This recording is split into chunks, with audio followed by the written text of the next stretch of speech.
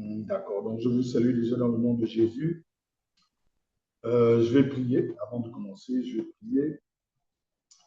Seigneur, tu es Dieu et tu es au-dessus de toutes choses. Père, ce soir, nous te recevons encore, nous t'accueillons. Et Seigneur, nous voulons demeurer dans ta présence. Père, je prie que ce soir, tu nous enseignes, tu nous parles et tu nous aides à recevoir ta parole. Merci pour ta grâce, merci pour ta présence, merci pour ton autorité, merci pour ton esprit. Que l'honneur et la gloire te reviennent au nom de Jésus. Amen. Alléluia. Donc, je vais demander à quelqu'un de lire la parole de Dieu, parce que là, je n'ai pas ma Bible physique avec moi. Donc, j'aimerais que quelqu'un lise les passages que je vais donner. Ce soir, nous sommes là pour cette rencontre encore dont le thème est l'alliance avec Dieu et les frères.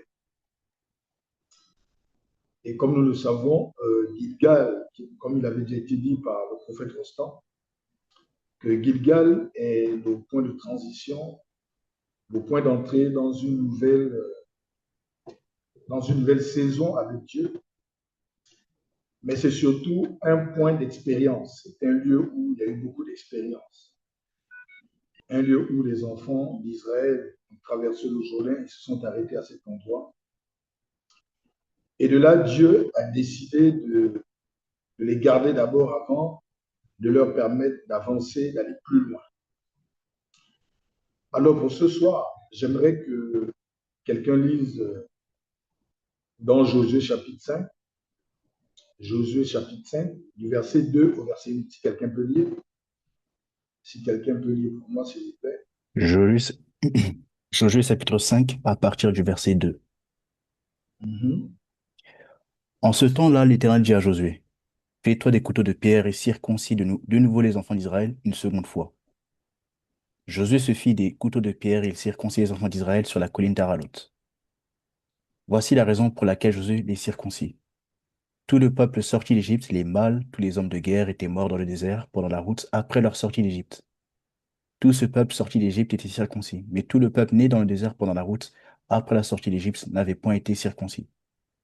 Car les enfants d'Israël avaient marché 40 ans dans le désert jusqu'à la destruction de toute la nation des hommes de guerre qui étaient sortis d'Égypte et qui n'avaient point écouté la voix de l'Éternel. L'Éternel leur jura de ne pas leur faire voir le pays qu'il avait juré à leur père de nous donner, pays où coule le lait et le miel. Verset 7. Ce sont leurs enfants qu'il établit à leur place et Josué les circoncis, car ils étaient incirconcis, parce qu'on ne les avait point circoncis pendant la route. Verset 8. Lorsqu'on eut achevé de circoncire toute la nation, ils restèrent à leur place dans le camp jusqu'à leur guérison. Amen. Amen. Alléluia. Donc, ici, c'est juste pour rappeler que la nouvelle génération, ou encore la génération qui était arrivée à Gilgal, lorsqu'on lit ce passage, cette génération n'avait pas été circoncis. C'est une génération qui n'a pas connu la circoncision. Or, tous ceux qui étaient partis d'Égypte et qui avaient traversé le désert ou encore qui étaient arrivés dans le désert, ce sont des personnes qui avaient connu la circoncision. Ce sont des gens qui étaient circoncis, des gens qui avaient cette alliance par la circoncision que Dieu avait tissée avec les enfants d'Israël depuis Abraham. Et tous les circoncis étaient tombés dans le désert. Tous ceux qui étaient partis d'Égypte étaient tombés dans le désert. Et pendant 40 ans, il y a eu des nouvelles naissances, il y a eu une nouvelle génération. Et Josué est rentré avec une nouvelle génération. Josué traverse le Jourdain avec une nouvelle génération. Une génération qui avait entendu parler des exploits de Dieu avec les pères. Une génération qui avait entendu parler de tout ce que Dieu avait fait avec Moïse, de tout ce que Dieu avait fait avec les enfants d'Israël, de la même puissance qui avait vaincu Pharaon et son armée, de tous les exploits. Ils avaient entendu parler de la colonne de feu qui était au-dessus des enfants d'Israël. Ils avaient entendu parler de la nuée qui était également au-dessus d'eux à chaque fois qu'ils avançaient. Donc, ils avaient entendu tout ça. Cette génération est née et cette génération a traversé le Jourdain. La Bible nous dit que c'est une génération qui n'avait pas été circoncis. C'est une génération qui a écouté les exploits de Dieu, qui a entendu beaucoup de choses et qui était même avec certains anciens tels que Josué. Mais cette génération a traversé le Jourdain.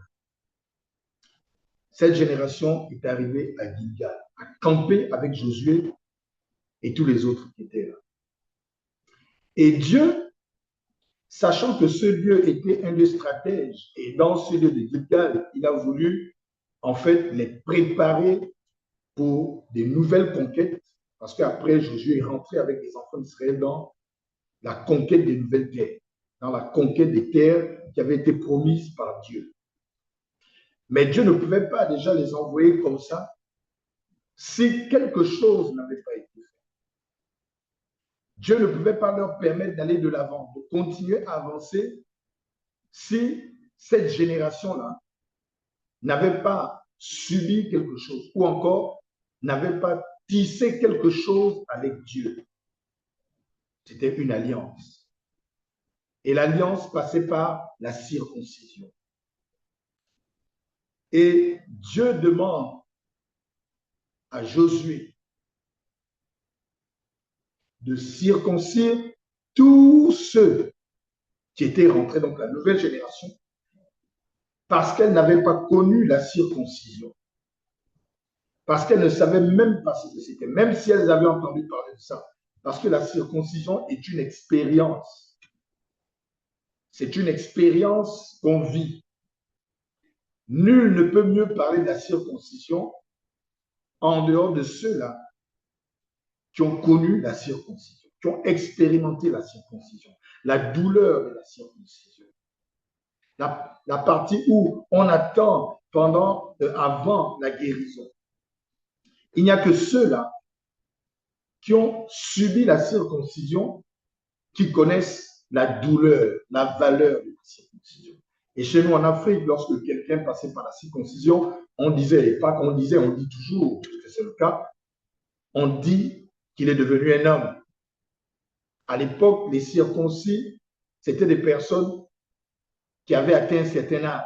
Aujourd'hui, en Afrique, on va faire subir la circoncision aux petits-enfants parce qu'on veut leur épargner la forte douleur.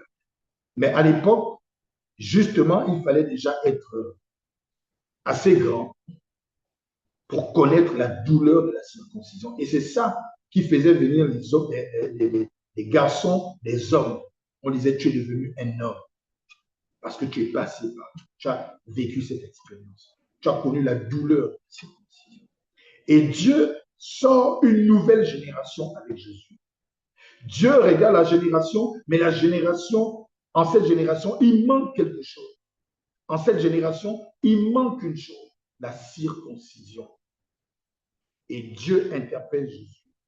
Il demande à Josué de circoncire toutes ces jeunes, toute cette nouvelle génération qu'il n'avait pas connue, parce que c'était important pour Dieu. C'était très important. La circoncision, à cette époque, était faite de manière charnelle, avec un objet tranchant, et on coupait le prépuce du garçon. Et Dieu avait demandé de le faire parce qu'il fallait une marque d'engagement. Il fallait un engagement. Dieu voulait qu'il y ait un lien fort, un lien étroit entre lui et cette génération qui devait envoyer, qui devait rentrer pour aller conquérir, pour aller prendre en possession des terres, des territoires que Dieu avait promis à Abraham, ou encore que Dieu donnait aux enfants d'Israël. Voyez-vous, la circoncision qui symbolise ici l'alliance avec Dieu est un lien également que Dieu de nos jours veut tisser avec chacun d'entre nous. Ici, elle n'est plus physique, la circoncision. Ici, elle n'est plus cette souffrance physique que les gens pouvaient subir, mais ici, elle devient spirituelle. Parce qu'au-delà de l'acte charnel, il y avait le lien spirituel. La Bible dit que l'âme est dans le sang. L'âme est dans le sang. Et la Bible dit aussi que le sang d'Abel criait vengeance. Le sang, Abel étant déjà mort, mais son sang criait vengeance. Et plus loin, la Bible dit dans le Nouveau Testament que le sang de Jésus crie mieux que celui d'Abel. Parce que l'âme est dans le sang. La vie est dans le sang. Or, c'est par le sang. C'est parce qu'il fallait que le sang coule. C'était par là que Dieu tissait son alliance avec les enfants d'Israël, avec les descendants d'Abraham. C'était par le sang. Il fallait que le sang coule. Il fallait qu'il y ait ce lien-là entre Dieu et le sang de l'homme. Or, le sang, dans le sang, il y a l'âme. Dans le sang, il y a la vie. Et aujourd'hui, cette alliance que Dieu vient tisser avec nous est une alliance spirituelle, mais qui est liée à notre âme. Jésus est mort à la croix pour le salut de nos âmes. Son sang a coulé. Et par le sang de l'alliance, par le sang de Jésus, chacun de nous ici ce soir a connu le Seigneur. Est rentré dans cette alliance-là parce que Christ a versé de son sang à la croix. Et le sang de Christ qui crie mieux que celui d'Abel, son sang dans lequel se trouve son âme, sa vie, c'est par ce sang que Dieu nous introduit dans sa connaissance. C'est par ce sang que Dieu nous introduit dans un attachement avec lui. Le lien que nous avons avec Dieu se trouve dans le sang de Jésus qui a été versé. Mais ce sang a été versé pour que nos âmes soient sauvées, pour que nos âmes qui étaient mortes retrouvent la vie à travers l'âme de Jésus qui a été versée par son sang. Et par le sang de Jésus, nous rentrons dans cette alliance avec Dieu. Et voyez-vous, nous sommes à une phase où, comme à Gilgal, le peuple a traversé le Jourdain. Le peuple est parti de l'expérience du désert pour passer à travers le Jourdain pour rentrer dans une nouvelle expérience. Mais avant d'y entrer, il fallait camper à Gilgal. Il fallait que chacun se prépare. Mais il fallait que Dieu prépare le peuple. Il fallait que Dieu circoncie le peuple. Il fallait que Dieu tisse une nouvelle alliance avec cette génération-là qui n'avait pas connu l'alliance que les pères avaient tissée avec Dieu avant la traversée de la mer Rouge. Donc, avant la sortie d'Égypte. Dans cette nouvelle alliance, voyez-vous, Dieu est en train de faire quelque chose. Dans la nouvelle alliance, Dieu, sachant que ses enfants sont issus de tous ceux qui étaient sortis d'Égypte, sont issus du peuple sorti d'Égypte, alors, à travers le lien de sang qu'ils avaient reçu de leurs parents, ils étaient aussi des enfants d'esclaves, des gens qui avaient connu la honte en Égypte, des gens qui avaient connu la honte là où ils étaient en Égypte parce qu'ils avaient été réduits en esclavage, donc en esclaves. Et Dieu, par cette alliance, vient libérer toute cette nouvelle génération du déshonneur de l'Égypte, parce qu'ils portaient en eux la marque de leur père. Tant que ces enfants n'avaient pas tissé eux-mêmes une nouvelle alliance avec Dieu, ils étaient encore soumis à l'alliance que Dieu avait tissée avec leurs parents et soumis à ce que leurs parents avaient subi. Et à Gilgal, il fallait que Dieu leur fasse passer eux-mêmes par une expérience, une nouvelle expérience, c'est-à-dire une alliance directe avec eux. Et voyez-vous, dans la vie en Christ, nous héritons beaucoup de ceux qui nous ont amenés dans le Seigneur.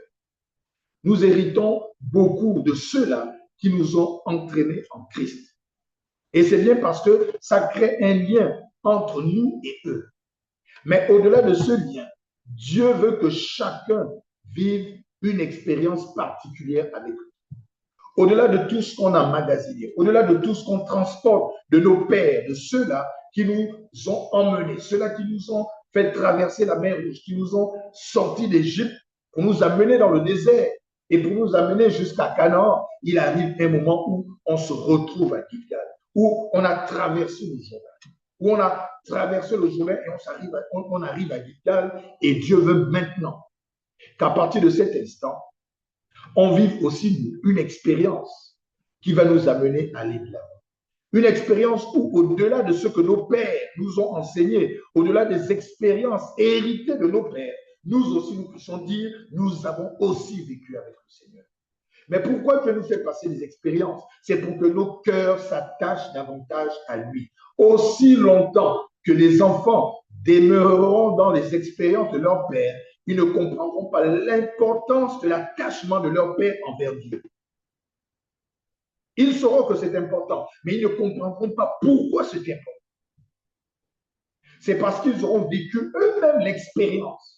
Ils auront tissé une alliance personnelle avec Dieu, qu'ils comprendront pourquoi c'est important. Parce que dans l'alliance avec Dieu, il y a la partie où Dieu promet de faire quelque chose. Et il y a la partie où Dieu aimerait que nous aussi, nous puissions accepter et nous engager dans son alliance. C'est une partie où, dans l'alliance, il y a un attachement à Dieu plus profond qui se crée. Il arrive que parfois, ceux-là qui n'ont pas tissé d'alliance avec Dieu soient beaucoup plus attachés au Père qu'avec Dieu. Ils sont attachés à Dieu parce que les pères leur parlent du Seigneur. Mais il n'y a pas un attachement réel qui est tissé entre eux et Dieu. Mais par l'alliance avec le Seigneur, Dieu veut tisser un attachement profond, un lien fort, une union particulière. Et parfois, par cette alliance, Dieu va nous amener maintenant dans notre propre direction avec le Seigneur. C'est-à-dire, en plus de la direction reçue des pères, Dieu veut que chacun soit armé de quelque chose qui lui est propre, parce qu'il sera utile pour la conquête. Alléluia. L'alliance avec Dieu, c'est cette partie où dans la vie, Dieu s'adresse à nous, où la parole de Dieu vient à nous, où Dieu descend pour parler à nos cœurs. Et j'irai plus loin, pour parler à nos âmes. C'est une alliance que Dieu veut créer entre lui et ton âme. C'est la partie où Dieu aimerait que ton âme s'attache réellement à lui. Que ton âme comprenne que tu dois être soumis à ton Père, mais mieux, tu dois te soumettre à lui. Parce qu'il est le Dieu de ton Père, il est aussi ton Dieu. C'est la partie où ton expérience avec le Seigneur va enraciner ta foi en lui. C'est la partie où Dieu interpelle ton âme pour que tu t'accordes avec lui. L'alliance avec Dieu, c'est une alliance où Dieu veut te libérer de la honte de l'esclavage. Dieu veut te libérer. Il veut tisser une alliance où il doit avoir maintenant une séparation. Et quand je parle de séparation, c'est par rapport à l'attitude du cœur. Une séparation entre les expériences vécues avant la traversée du Jourdain et les expériences qui vont arriver à partir de la traversée du Jourdain. L'alliance avec Dieu est l'alliance que Dieu veut tisser avec toi. Tu es chrétien. Tu es dans la foi depuis longtemps. Mais parfois dans ta vie, il n'est pas arrivé un point comme celui de Gilgal où tu viens camper là.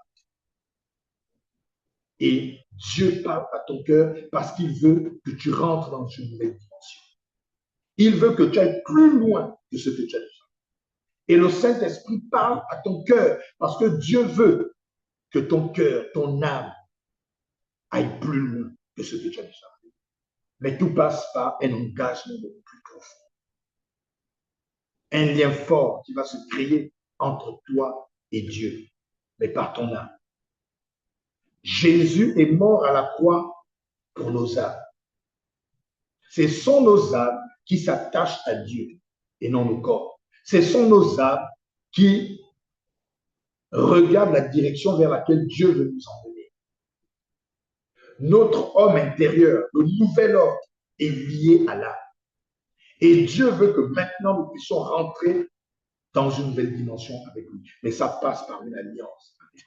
Ça passe par le fait que maintenant, tu dois comprendre que ton âme doit aller bien plus profond dans les choses de Dieu que celles que tu connais maintenant. Dieu veut que tu tisses une alliance avec lui. Dieu veut te circoncire ce soir. Mais il veut circoncire ton cœur. Il veut circoncire ton cœur. Il veut trancher ton cœur. Il veut prendre le prépuce de ton cœur, le couper, le trancher et que le sang coule. Il veut que tout ce qui est mauvais par cette alliance soit abandonné. Il veut que dans cet engagement, tu comprends que maintenant, tu ne dois plus avoir le même regard pour la suite dans la marche avec ta vie pour le Seigneur. Tout part de l'alliance. Et dans l'alliance, voyez-vous, il y a un engagement de deux personnes. C'est un contrat, c'est une union, c'est un lien fort entre Dieu et toi. Mais ça passe par des engagements. Dans l'alliance, il y a l'engagement du Seigneur. Dieu s'engage à te guider. Dieu s'engage à te sauver. Dieu s'engage à t'orienter. Dieu s'engage à te protéger. Dieu s'engage à assurer ta sécurité. Dieu s'engage à le faire. Et dans son engagement, il te demande de faire quelque chose. Il te demande juste obéissance à sa parole. Il te demande obéissance à ses ordonnances. Alléluia. Et dans cet engagement de Dieu, il veut aussi que toi, tu t'engages. Il veut que toi aussi, tu te donnes. Et dans ce lien, cette union, c'est comme un mariage. Dans le mariage, il y a l'engagement entre deux personnes. Dieu s'engage à t'aider. Il s'engage à te soutenir. Il s'engage à te donner la force, la puissance qu'il faut. Il s'engage à te conduire. Il s'engage à le faire. Et de l'autre côté, Dieu aimerait que tu t'engages à lui rester fidèle. Dieu aimerait que tu t'engages à lui être fidèle. La fidélité envers Dieu, c'est cette capacité à rester ferme dans la parole de Dieu. Cette capacité à s'engager, à ne pas abandonner Dieu dans ta façon de faire. L'engagement de ton cœur, l'engagement de ton âme. Dans l'alliance avec Dieu, c'est une affaire entre Dieu et ton âme. Alléluia. Et Dieu veut que ton âme s'engage à lui obéir. Dieu veut que ton âme s'engage à aller de l'avant avec lui. L'engagement à Dieu, c'est important. Dans l'alliance, il y a la sécurité. Dans l'alliance, il y a la protection de Dieu. Dans l'alliance, il y a la capacité de Dieu à travers nous à agir pour son œuvre. Dans l'alliance, il y a toutes ces choses parce que Dieu s'est engagé. Mais l'alliance prend forme et l'alliance est réelle lorsque de l'autre côté, c'est-à-dire chez nous, nous puissions aussi nous engager en disant, Seigneur, dans ma part de responsabilité, je t'obéirai. Je te serai fidèle. La fidélité envers Dieu, c'est le respect de la parole de Dieu. C'est le respect de Dieu. Mais comment nous respectons Dieu? Nous respectons Dieu parce que nous respectons sa parole. Nous respectons Dieu parce que nous respectons nos engagements. Alléluia. Un chrétien qui oublie la parole de Dieu et qui va chaque fois pécher est infidèle. Il est infidèle à son engagement envers Dieu. Il est infidèle à Dieu. Or, dans l'alliance, il y a le respect de chaque partie dans son engagement. Alléluia. Les enfants d'Israël se sont fait circoncis par Josué. Et ce soir, Dieu veut que ton cœur soit circoncis. Que la parole de Dieu vienne trancher ton cœur, la couper, afin que cette douleur de la circoncision qu'on ressent, voyez-vous, dans l'alliance, il y a toujours ce sentiment de douleur et parfois de peur d'engagement. Parce que quand Dieu te demande de faire quelque chose, il veut que tu t'engages. Parfois, ton âme qui est amorcée ou encore sous le poids de la chair veut résister, veut comprendre pourquoi, Seigneur, est-ce que je serai fidèle? Mais dans cette alliance, dans ton engagement, c'est de faire tomber tout le poids du péché, le poids de la chair, toutes ces choses qui peuvent encore corrompre ton engagement, corrompre ta fidélité à Dieu. Toutes ces choses qui peuvent faire en sorte que ton engagement passe à côté dans la direction que tu vas prendre avec le Seigneur. Parce que dans l'alliance avec Dieu, Dieu te donne une direction. Il te donne une direction.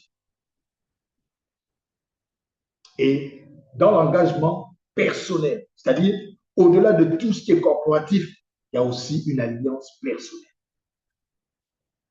Et dans cette alliance, le Saint-Esprit, Dieu, à travers le Saint-Esprit, te parle.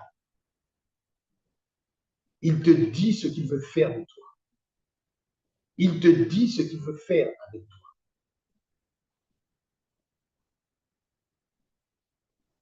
Et il te dit également ce que toi tu devrais faire. Il te dit ce que toi tu dois faire. Ta part et ton engagement. Il veut que tu lui sois obéissant. Il veut que tu lui sois obéissant. Voyez-vous, c'est très important de parler de l'alliance parce que parfois il y a une confusion dans la vie en Christ. Parfois il y a une confusion entre la vie en Christ et le service pour Dieu. Les deux sont liés, certes. Mais c'est deux choses bien distinctes. Voyez-vous, il y a des gens qui ont privilégié parfois l'alliance avec Dieu dans le service et qui ont négligé l'alliance avec Dieu dans leur marche ou encore dans leur foi en Christ, c'est-à-dire leur vie en Christ. Lorsque le Seigneur dit, plusieurs viendront en mon nom et diront, Seigneur, n'avons-nous pas fait ceci en ton nom? N'avons-nous pas opéré des miracles en ton nom? N'avons-nous pas guéri des malades en ton nom? N'avons-nous pas relevé les moutons en ton nom? N'avons-nous pas annoncé l'évangile en ton nom? N'avons-nous pas vu, Seigneur, des vies être sauvées en ton nom? Et lorsque le Seigneur le dit, aucunement il ne dit que ceux qui diront ça seront des menteurs. Aucunement il le dit. Mais ce qu'il précise, il dit, éloignez-vous de moi, vous qui commettez l'iniquité. Je ne vous ai jamais connu. Dans cette partie et dans cette parole de Jésus, ici, Jésus fait clairement comprendre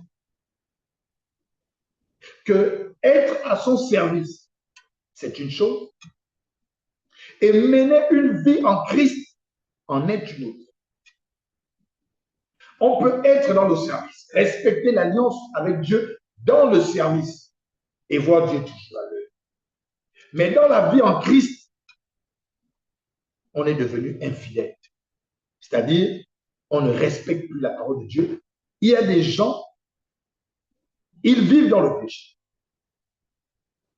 Ils font des choses que les gens n'acceptent pas et qui bouleversent parfois la foi. Et lorsqu'on regarde la parole de Dieu, c'est contraire à la parole de Dieu. Mais et pourtant, Dieu reste fidèle lorsque ces personnes sont dans le service pour le Seigneur.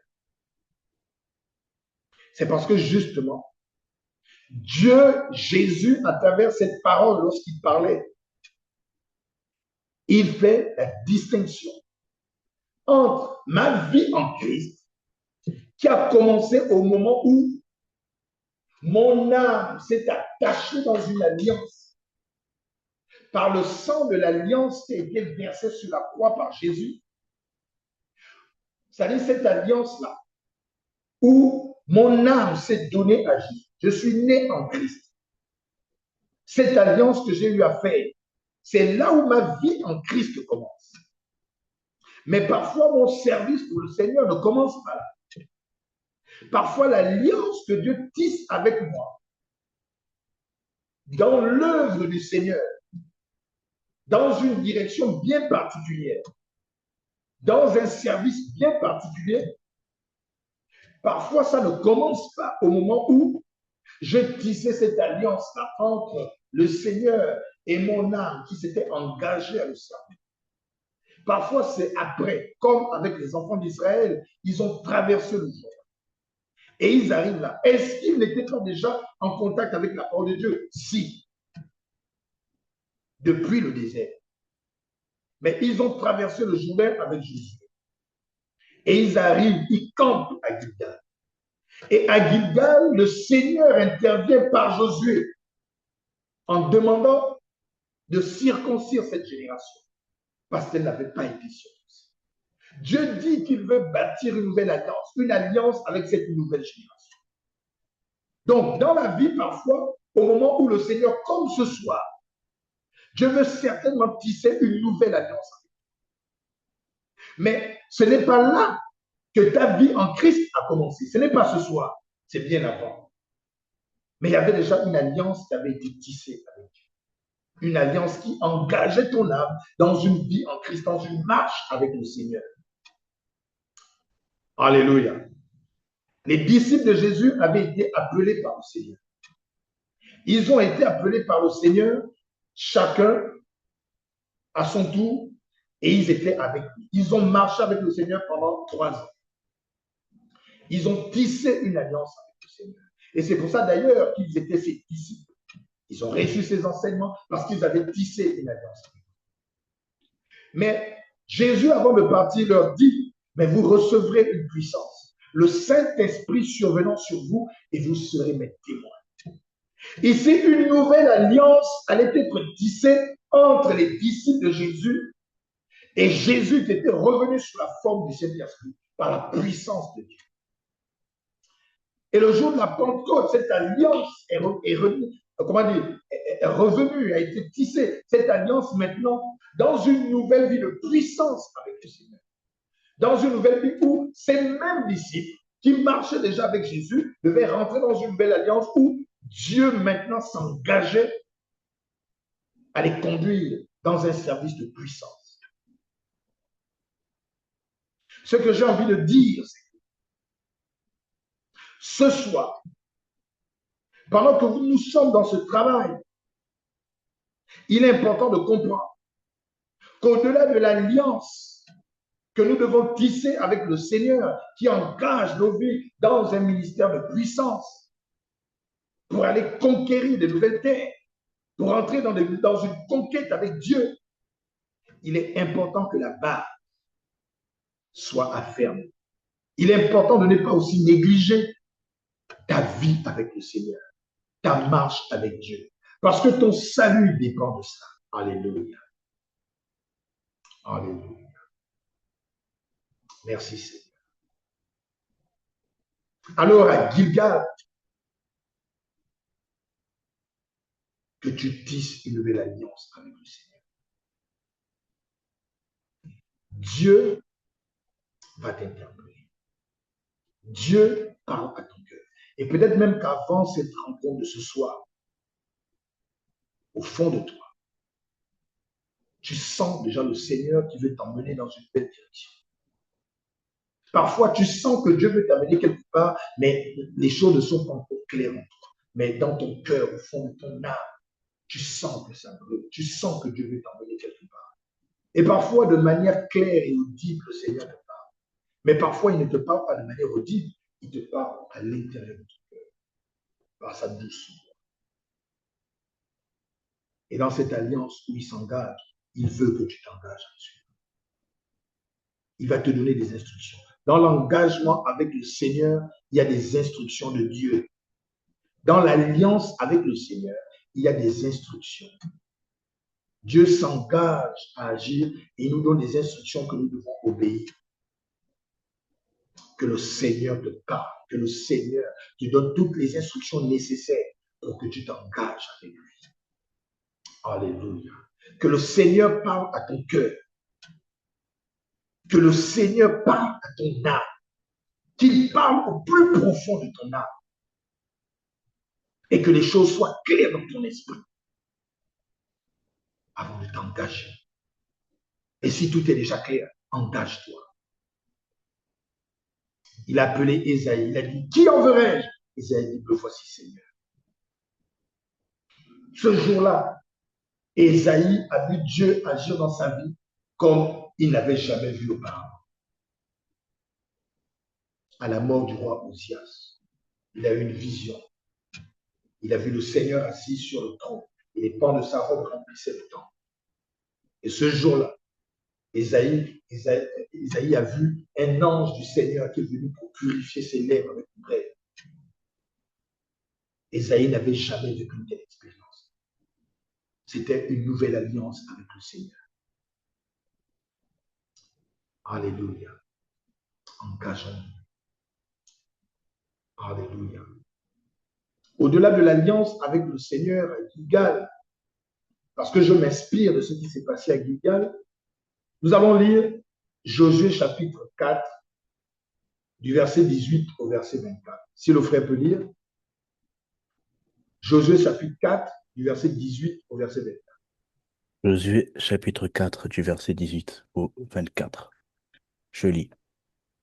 Lorsque les sacrificateurs qui portaient l'arche de l'alliance de l'Éternel furent sortir du milieu du Jourdain, et que la plante de leurs pieds se posa sur le sec, les eaux du Jourdain retournèrent à leur place, et se répandirent comme auparavant sur tous les bords.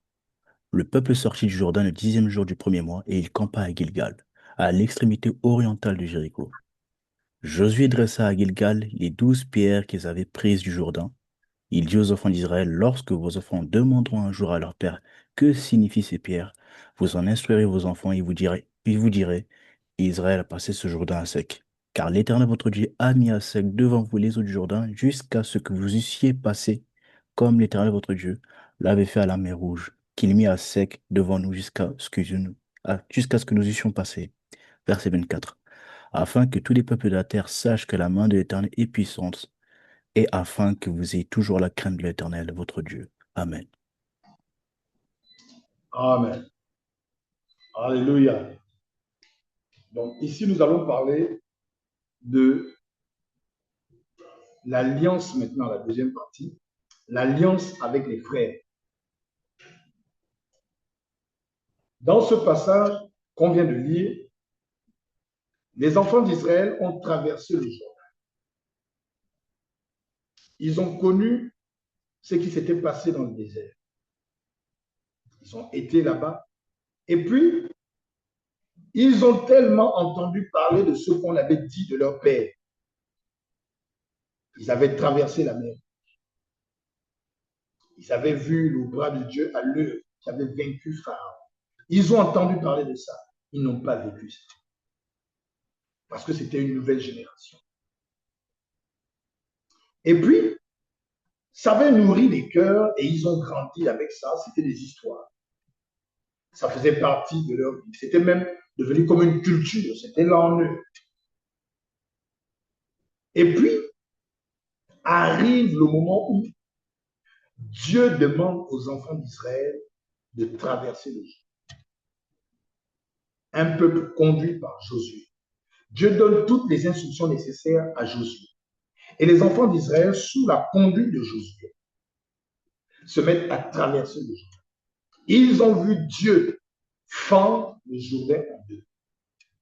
Ils ont vu eux-mêmes descendre et marcher sur le sol sec.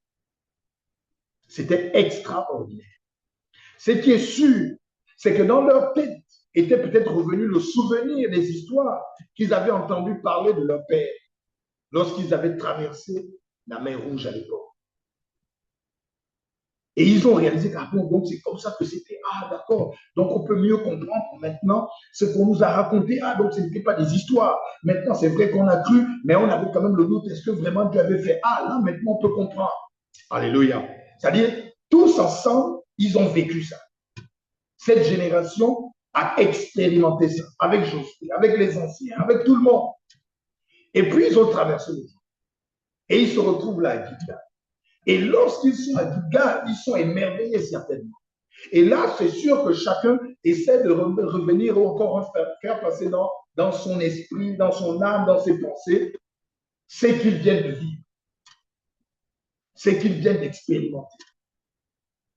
Et puis, ah, donc je comprends mieux ce qui s'est passé en Égypte, ou encore la traversée de la mer. Ah, je comprends mieux. Maintenant, oui, donc c'est vrai, assurément. Et là, maintenant, je réalise et je peux affirmer que donc Dieu avait agi par puissance. Donc Dieu avait fendu la mer rouge, parce qu'on a vu Dieu fendre le jour. Donc Dieu avait agi comme ceci et il avait agi comme cela. Voyez-vous, c'est une génération qui expérimente les choses ensemble. Qu'est-ce que j'ai envie de dire? Et qu'est-ce qu'à travers ce passage, la Bible nous enseigne? L'alliance avec les frères. Ce passage nous enseigne clairement ce que c'est que l'alliance avec les frères. Voyez-vous, l'alliance avec les frères est basée sur quelque chose.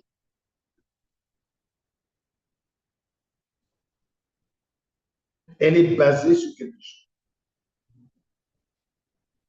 L'alliance avec les frères, c'est un lien fort entre des frères, un lien fort tissé par un vécu commun. Cette alliance se crée, c'est un lien fort qui se crée parce que des frères ont vécu une expérience commune.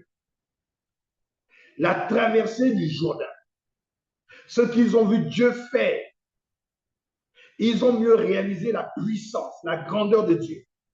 Ils ont vécu la même expérience dans la traversée du Jourdain. Ça marquait les esprits. Et voyez-vous, lorsqu'ils se parlent, lorsqu'ils parlent de Dieu qui agit avec puissance, ils se comprennent. Lorsqu'ils parlent de la puissance de Dieu, tous peuvent avoir le même langage, la même compréhension, parce qu'ils ont vécu la même expérience. L'alliance entre des frères naît parce que des frères ont vécu la même expérience avec Dieu. Quand je parle de même expérience, c'est quelque chose, c'est-à-dire c'est un mouvement qu'ils ont vécu ensemble. Ça crée des liens forts. Ça crée une alliance entre frères et sœurs en Christ. Alléluia. Voyez-vous, aujourd'hui, nous sommes à 30 ans plus tard. 30 ans plus tard, avec le prophète Rostand, on se connaît depuis longtemps. Ce lien est resté fort à cause de l'alliance qu'il y a entre nous, c'est-à-dire entre moi, lui et les autres. Cette alliance est née parce que, non pas seulement parce que nous nous aimons, c'est vrai, nous nous aimons, mais la base, l'origine, c'est parce que Dieu nous a fait vivre des expériences communes. Le lien est fort à ce niveau-là. Lorsque je parle du prophète Rostand, par exemple, à quelqu'un, je parle de lui avec amour. Je parle de lui avec, comment dire, avec la connaissance qu'il est vrai. Mais pourquoi je sais qu'il est vrai? Pourquoi je sais qu'il est vrai? Parce que je connais sa base. Parce que nous avons vécu une même expérience. Et cette expérience nous lie jusqu'au jour. Aujourd'hui, il est dans son ministère. Je suis dans le mien, mais nous demeurons toujours liés à cause de cette alliance-là. Cette expérience commune. Les enfants d'Israël sont restés attachés les uns avec les autres parce qu'ils ont vécu une expérience commune. Parce que cette génération-là a vécu une expérience du Jourdain. Cette génération n'avait pas connu l'expérience de leur père, la traversée de la mer Rouge. Ils avaient entendu parler. Aujourd'hui, beaucoup ont entendu parler des exploits de leur père. Aujourd'hui, beaucoup ont entendu parler des exploits des chrétiens du passé. Et chacun, parfois, est venu de son côté avec ce qu'il a entendu, avec des choses qui ont forgé leur mental ou encore leur compréhension de la parole de Dieu. Et parfois, les compréhensions diverses éloignent des frères. Ça ne lie pas des frères. Parfois, lorsque chacun a sa compréhension de la parole de Dieu, il a reçu un enseignement à gauche, il a reçu une expérience à gauche, parfois, il y a des gens qui ne se comprennent pas. Ils peuvent rester dans le même lieu, mais parfois, ils ne sont pas liés entre eux. Mais lorsque Dieu nous permet d'expérimenter une expérience commune, ça fait en sorte qu'en fait, les cœurs se lient. L'attachement devient beaucoup plus profond. On se comprend mieux. Alléluia. Et dans la compréhension de la parole de Dieu, nous sommes unis, nous sommes un. C'est un lien fort qui se crée. L'alliance entre les frères, c'est une alliance qui nous unit dans ce que nous connaissons de la parole de Dieu, dans l'expérience des choses de Dieu que nous avons vécues ensemble. Alléluia. L'alliance avec les frères est un lien fort que Dieu crée entre les frères pour former une armée que Dieu va utiliser. Les disciples de Jésus, chacun était venu avec sa compréhension, chacun avait sa façon de faire. Et Jésus les a réunis autour de sa parole. Mais une expérience beaucoup plus profonde est arrivée dans leur vie et ils ont traversé une expérience commune. La Bible dit qu'ils étaient tous assemblés à la chambre haute en prière. Et lorsque la puissance de Dieu est descendue, lorsque les fusions du Saint-Esprit sont arrivées, ils ont tous été remplis du Saint-Esprit. Ils ont tous été baptisés du même Saint-Esprit. Même si les opérations dans chacune de vie étaient diverses, mais ils ont été baptisés du même Saint-Esprit.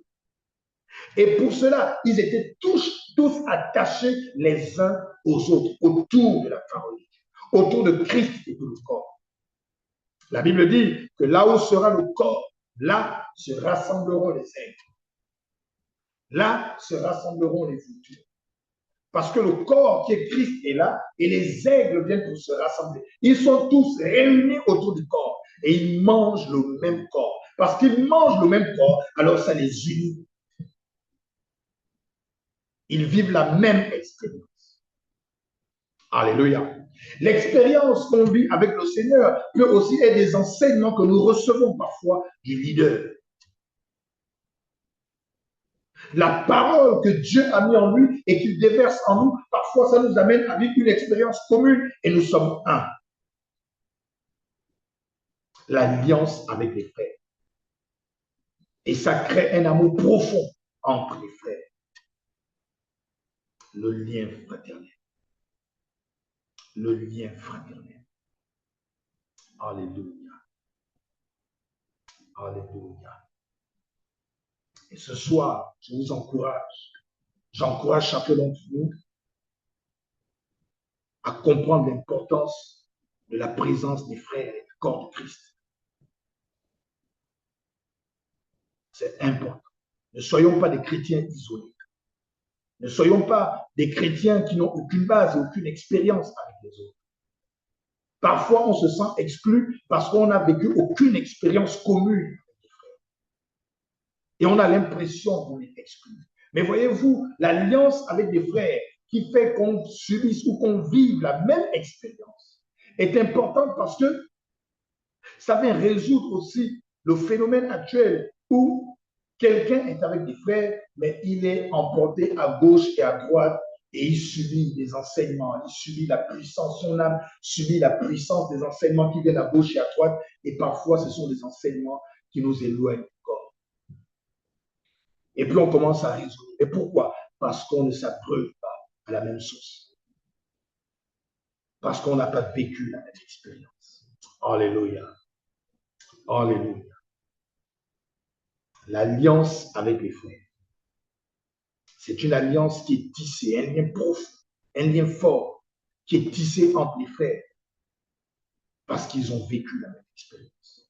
ils ont la même base, la même source. Le Seigneur qui nous guide, le Seigneur qui nous suit. Merci Seigneur. Merci Seigneur. Merci Seigneur.